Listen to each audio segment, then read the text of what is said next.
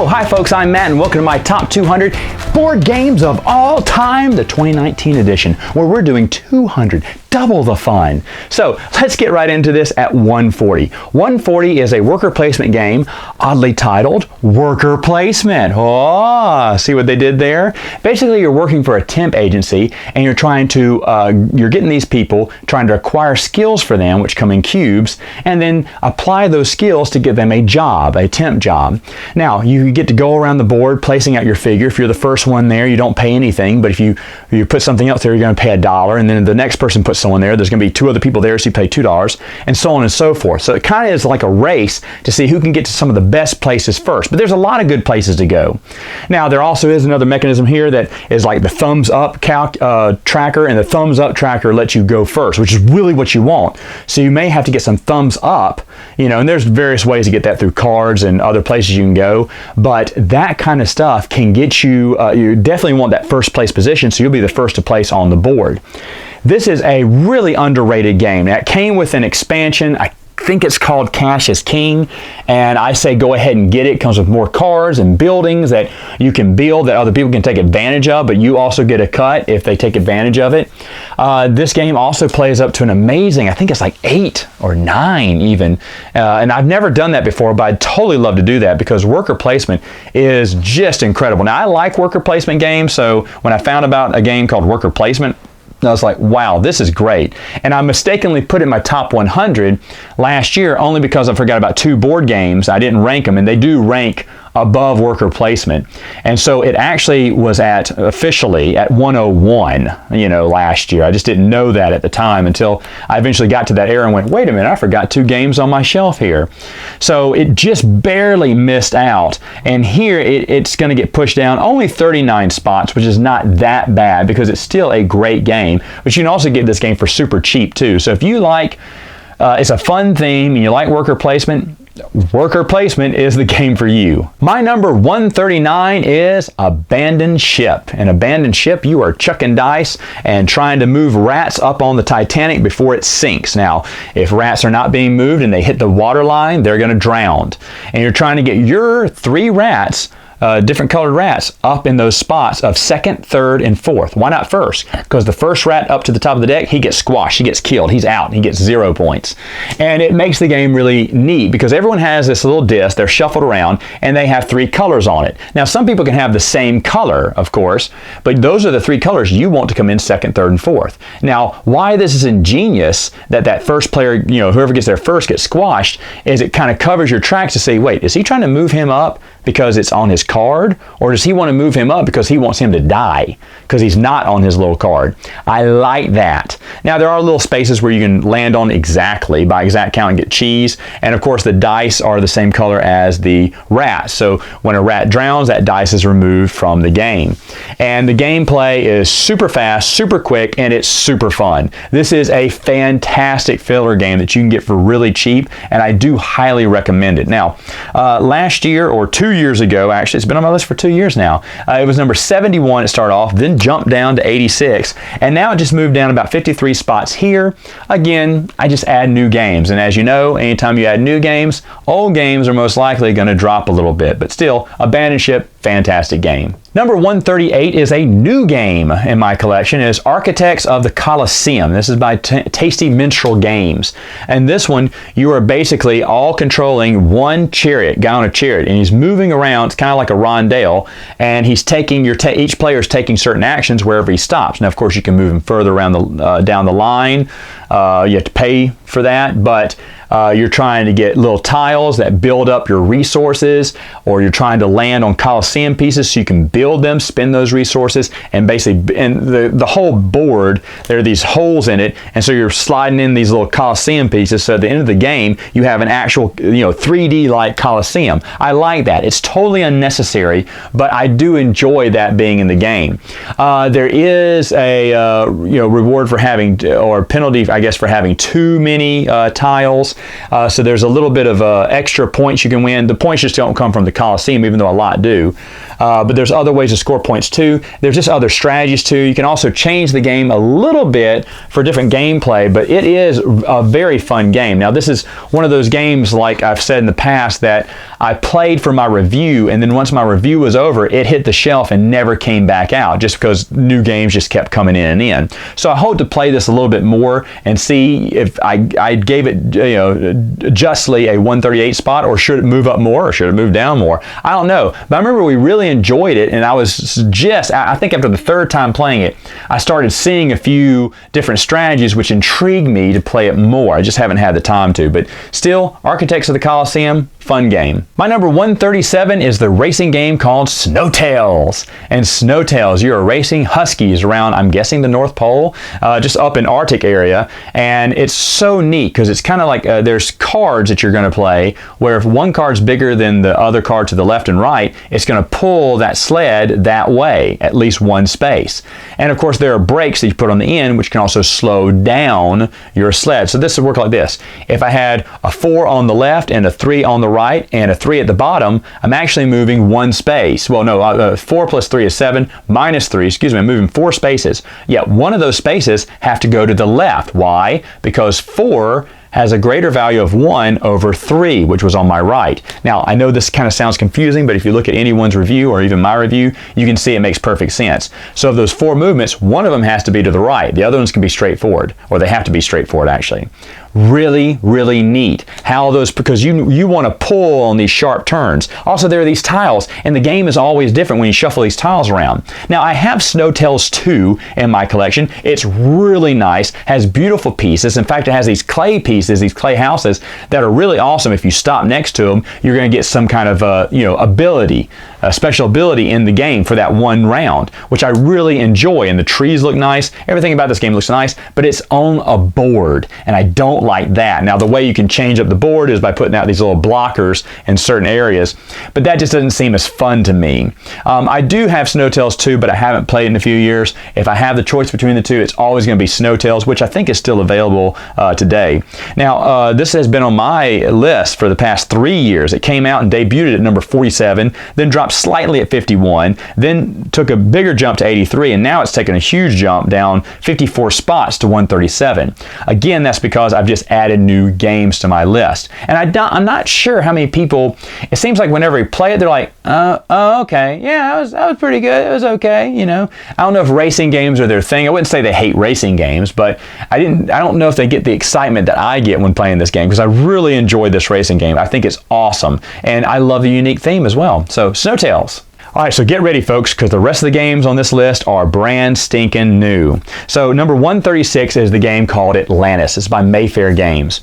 In Atlantis, you have these 3 guys that are trying to get from Atlantis to the mainland, and you're moving across this board. It's basically you're playing cards, almost like Candyland. You're moving to that icon or color card, and then you're taking up the tile behind you. And there are stacks of tiles. It depends on where you're at, but there are stacks, 3 or 2 stacks, or maybe even 1 stack there.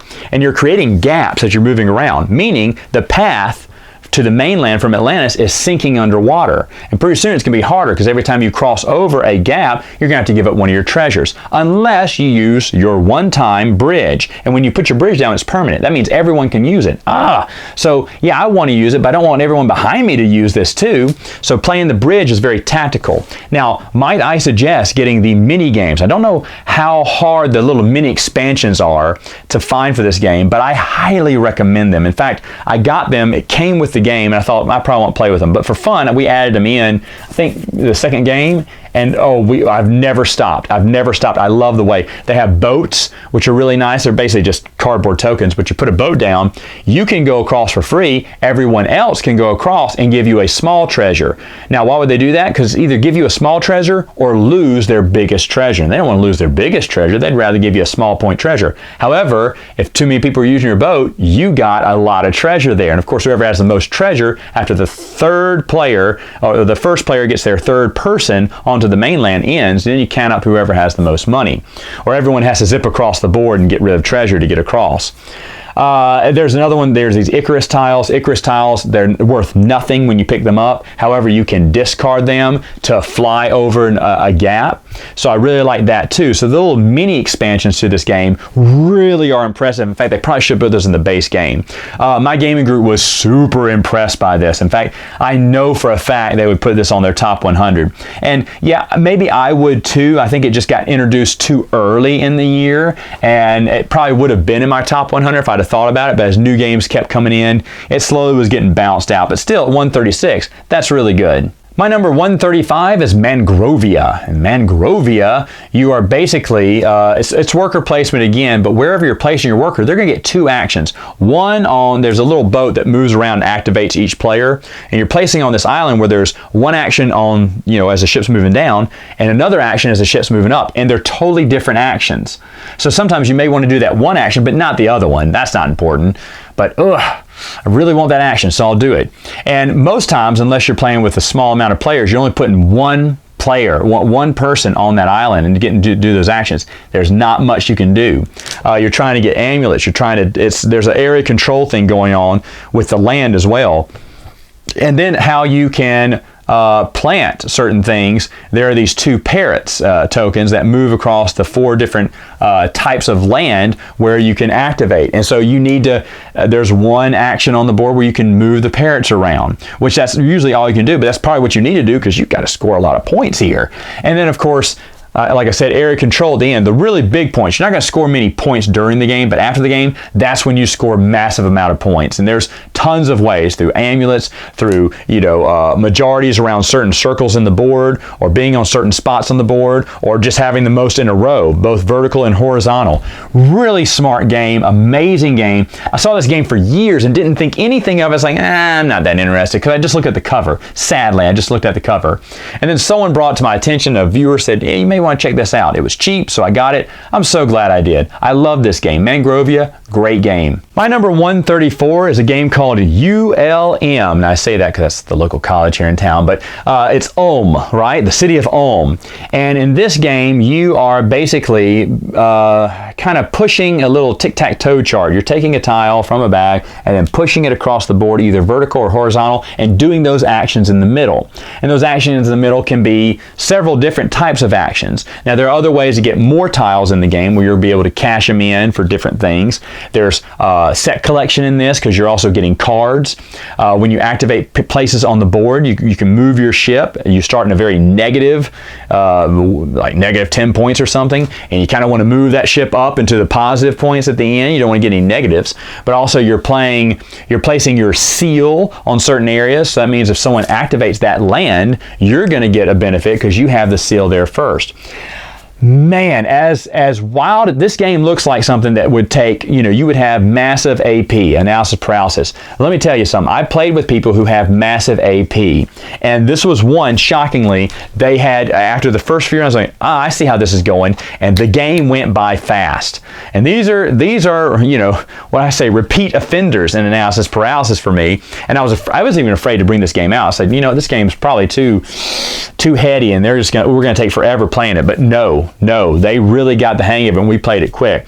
I love the look at this game. I love the art of this game. I've been looking at this game on and off for like years, and I was like, man, is it, because all the reviews say, it's okay, and I was like, you know what? I like games that most people don't, so let me give this a shot. No, I love the game. I think it's fantastic. Again, this is one of the games that suffers because I only played it enough for the review, and I may have played it once or twice afterwards, but I want to continue playing this game because I really like a lot of the aspects and the mechanics of this game. The set collection, I should mention, you can play the card immediately, discard it, and get a quick bonus right then, or save it, because if you can get the other 2 pieces of the church or the other 3 types of characters that you need, you'll get some massive points at the end. But watch out, the game can end like that and you'll be one person short of getting that big bonus and you lost it all. Risk reward, I love that aspect in the game, and Ohm has it in spades. My number 133 is Mania. Automania is basically a car building game. Every person has their own player board. They're trying to design their own cars for the American or European market. European market gives you more victory points. However, Americans give you more dollars and less victory points. Now, I love that balance in the game because you're thinking, well, I'll just make European cars. Yeah, and you're going to run out of money quick because there's a bidding phase where you're trying to, you're trying to bid vertically or horizontally on getting one of the tiles in those rows. And you're going to have to outbid people, and you're going to need to have money to spend to buy some of this stuff to get upgrades. And another thing is the fashion. What's in fashion right now? What do Americans like? What do Europeans like? And the mechanism they do to kind of switch that up is really amazing too, because both markets aren't going to want the same things. So you're always retooling your factory to give out, to deliver to the ever-changing automobile market. And I love that about this game. Folks, I've been looking for a car building game for a while. I looked at Kaban for a long time, and people kept raving about it. But I was like, my goodness, it gives me a headache every time to watch a playthrough of that. But I looked at Automania, I was like, oh, this sounds fun. So I got it and took a risk, tried it out, and it is fantastic. Fantastic game.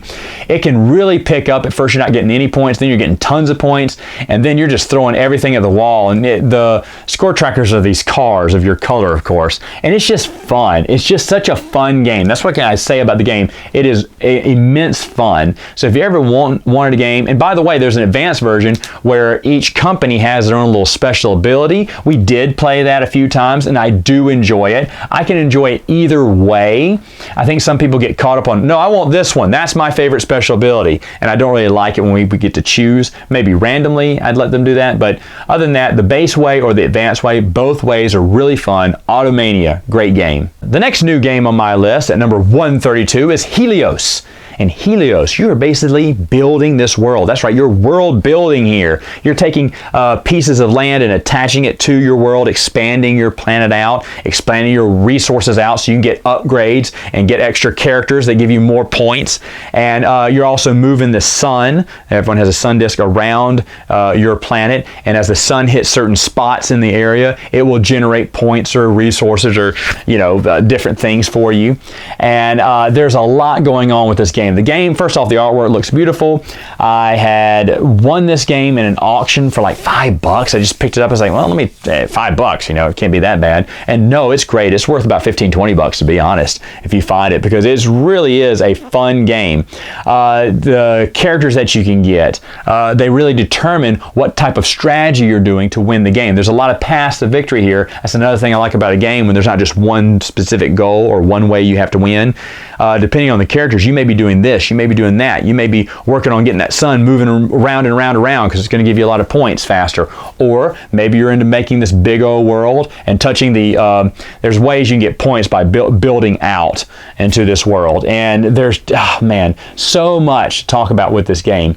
But Helios, again, this is another game, folks, that just doesn't get much love in regular top 100 board game list, or top 200 for that fact. I don't see anyone talking about it, but it really is a fun game. I do enjoy it. Helios, my number 132. And finally, at number 131 is my last new board game on this list so far today. It is Nuremberg. And Nuremberg, you are basically traveling to X amount of stores. Depending on the number of players, depends on the number of stores. So 6 players, 6 stores. But basically, you are trying to buy their goods at low cost, sell them back at high cost later on in another round, which you can kind of see how the market's going to go. But also you're trying to get the most of each resource because that's also going to get you victory points as well. So again, there's buying, selling, trading. Also, upstairs, there are people living in those inns, and you can take some of those character cards that can give you bonus points at the end or help you during the game, or give you little bonuses like extra workers to place on the board to do certain actions. The game comes with a lot of wooden bits and is really, really beautiful.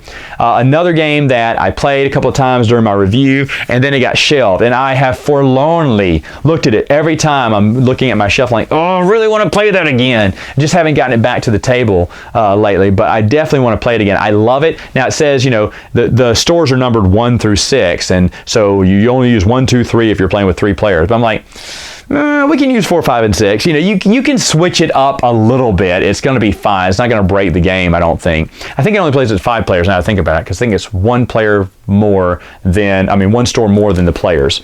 But either way, this is a great game. Like I said, lots of wooden bits, and the buy, sell, when's the best time to do this, when's the best time to take action here is really good. And eventually you'll be trading things, so certain items will mix up into different stores. You may be able to buy a boot and a derby and some beer at the donut shop, at the bakery or something, or cupcakes, at, the paper place. It's really neat. It's a really neat and a fascinating game, easy to play, fun, and might I suggest the little mini expansion tiles that you can get from the company on this. I actually have 2 sets because the guy I bought it from didn't tell me he had it, and I ordered online the moment I ordered that game, and when I opened up his board game that came in first, I was like, oh, you already had these. So I have 2 sets, but I'm happy because more tiles the merrier as far as I'm concerned. But Nuremberg, great game. That is why it is on my list at number 131. Hey folks, that's all the time I have for now, but come back next time as I'm going to tackle 10 more games from my top 200. See you later.